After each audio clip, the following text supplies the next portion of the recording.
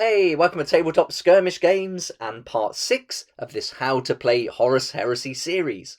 I'm Lee, and in this video I'll be taking you through the final stage, which is the morale phase.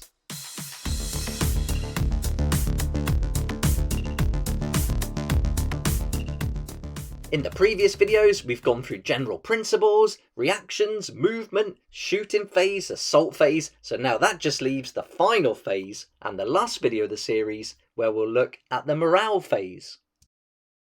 If you're finding this video series helpful and you'd like to support the channel, then there's loads of ways you can do that. You can join my Patreon, buy a copy of my book Weekend Warriors, or leave a super thanks down below. You can also visit my sponsors, and I'll put links in the description below, and it's thanks to this month's sponsors that I can continue making these daily videos, so a huge thank you to everyone's support on the channel.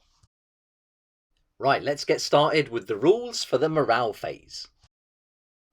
This is where we make morale checks, and these are similar to other leadership based tests.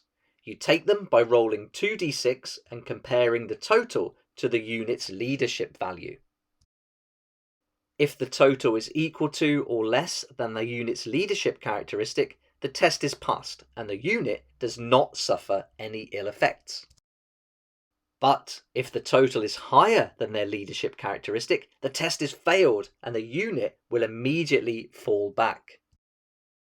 The two most common reasons a unit must make a morale check are as follows. Number 1, casualties. This is where a unit loses 25% or more of its current models during a single phase. And the second is where they will lose an assault, and units that lose a close combat, usually from suffering more wounds than they inflicted, must pass their morale check to hold their ground. Now let's have a look at the rules for falling back. A fallback move is 2d6 inches, unless a rule specifies otherwise. Each model in the unit moves directly towards their own battlefield edge by the shortest possible route. And if you're playing a mission where there is no own battlefield edge, models move towards the closest battlefield edge instead. Now, if any model from a unit that is falling back moves into contact with a battlefield edge, the entire unit is removed from the game as casualties as it scatters and flees the battle. Usually you'll have to move around terrain and stay 1 inch away from enemy models, but there is an exception when falling back from close combat. Models falling back from a combat can freely move through all enemy models that were involved in that combat. If any models would end their move less than 1 inch from one of these enemy models, then extend the fallback move until they are clear. Units that are falling back will have restrictions such as they won't be able to make reactions in any phase. And now these exceptions can be found on page 193 of the core book. Now let's talk about regrouping. And a unit that is falling back must attempt to regroup by taking a leadership test in their movement phase just before they move. If the unit fails this test, then it must immediately continue to fall back. If it passes the test, then it stops falling back and can immediately move a number of inches equal to its initiative.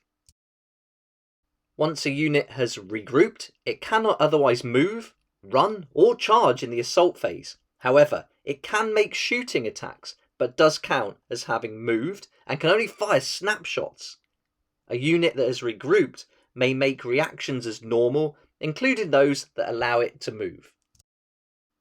Regrouping when assaulted can have some dire consequences for your units, and units that have charges declared against them while falling back must always test to regroup as soon as the enemy is found to be within charge distance.